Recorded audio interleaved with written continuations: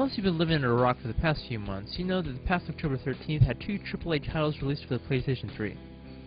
There's the PS3 exclusive juggernaut, Uncharted 2, and Tim Schafer's love child, Brutal Legend. So many gamers such as myself were forced to choose on which to spend their money on. So let's find out if Brutal Legend is all what it's cracked up to be, or if it falls short of expectations. Right on! I cannot wait to find out if this thing is structurally sound.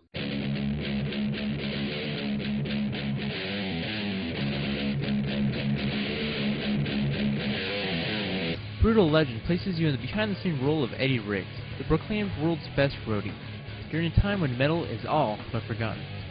During a performance mishap, Eddie is crushed, leaving him dead, when a pool of blood is spilt on his seemingly normal belt buckle, summoning forth the spirit of Armageddon, a god of sheer brute force and fire. For reasons not known yet, Eddie is whisked away. He awakens to a strange world where fantasy is now his reality, in which his favorite heavy metal album covers seemingly come to life. Now Eddie must stay alive long enough in this demonic world and discover why he's been brought here. Now, while I found the story quite intriguing and humorous, it didn't have as many laughs as the hype let it out to have. Being the returning game for Tim Schafer, it was made out to be like the second coming of Christ. Brutal Legend features 3 main factions portraying various styles of metal: Ironhead, the Drowning Doom, and the Tainted Coil. And while there is a nice variety of missions within the Ironhead area, once you clear it, the remaining sections seem like an afterthought. There's only 1 or 2 missions in the last sections, hurrying the story along to a quick finish. It almost seems as if it was rushed, while their main thought processes went to creating the brilliant world. I mean, halfway through the campaign you encounter this race of half-naked leather-wearing glamazons, but only after a few seconds in the cutscene you never learn anything else about them. And don't get me started on these guys, who are mentioned beforehand in the story, and yet you'll learn diddly squat about them, let alone why they're even feared. The game itself is an open world. Aside from doing the side quests that comprise of what you do in the main missions, you can drive around, look for collectibles, and more? No, that's about it. The missions consist of straightforward combat using 2 buttons, one for melee attacks, and the other for guitar attacks.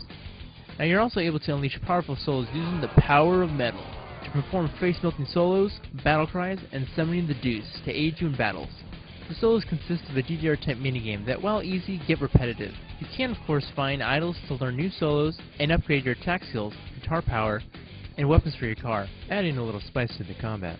Making minor appearances are escort driving missions, in which you protect a convoy on your travels, and while they are fun, the only variety are the types of enemies you have to fend off. But the majority of the later missions consist of an RTS-styled battle of the bands, in which 2 factions fight for control over resource geysers, in this case, fans, which can then be used to summon more troops while you fly around overseeing as a general while swooping down to take part in the combat when needed. Each troop uses a unit of payload, and once you reach your payload limit, you can no longer summon troops until the ones you have are killed. Each troop class is varied and serves their own specific purpose, allowing for some strategy to help you defeat your foe. However, strategic warfare isn't your thing. The tried and true method of build up an army and destroy your enemy base still applies. You control your troops by using basic battle commands with the D-pad. When I do this, it means you gotta follow me. Get behind me. When I do this, it means don't follow me. This is your mark. So when I do this, you go completely nuts. Now at first the RTS controls seemed funky, but after a few minutes of playing, it felt like second nature. And it's surprising how easy it is to pull off on a console, keeping the controls basic, yet enjoyable. However, I did find it rather easy to mistakenly order a nearby squadron of troops while ordering another, which can lead to a little frustration. Oh, come on! The delightful characters really make the world feel exaggerated, as it should be. The visuals of the environments are colorful and vibrant, never stale, separating it from other next-gen games, showing some effort went into creating the world. The well-animated character reactions do a wonderful job adding to the clever writing. You'll also notice that the sky, instead of being a boring sunny or nightfall setting, changes throughout the day, showcasing some cool weather effects, like meteor showers. Now, while it is jaw-dropping at times, it's not without its faults. There are some weird shadows at times in the cutscenes, and the frame rate will drop off from time to time. Not to be outdone by the visuals, the voice casting boasts some huge names, with Jack Black as Eddie Riggs, Jennifer Hale as Ophelia, who is no stranger to video game voice acting, and chances are you've played a game with her voice in it already. And finally, Tim Curry, the movie villain from Home Alone, who plays as, to no surprise, the villain. This voice cast, along with special cameo appearances from Lemmy, Lita Ford, and the Prince of Darkness himself, Ozzy Osbourne, really raises the bar on how it should be done in games now, almost giving Batman Arkham Asylum a run for its money. In the future, this is referred to as getting served. Can you hear me? He's lying. It's just a diversion to keep people away. The soundtrack is every metalhead's wet dream, Not sure, but I like how that sounds. boasting 108 songs of every fashion of metal, giving you a nice variety of styles, though if you don't like a certain one, you can modify your playlist, leaving me very satisfied.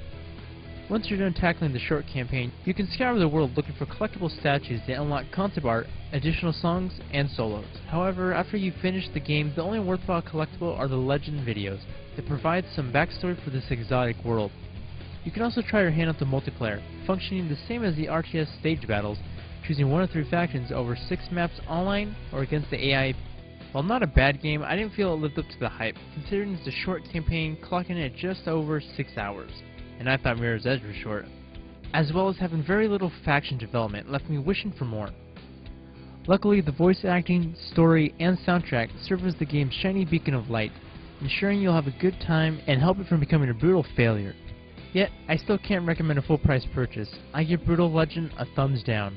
The game lacks enough gameplay time and variety to warrant your money. I would suggest waiting until the game hits the bargain bin if you're still curious. Enough! You tried to make me look bad so you can strip me of my power. A very commendable sabotage.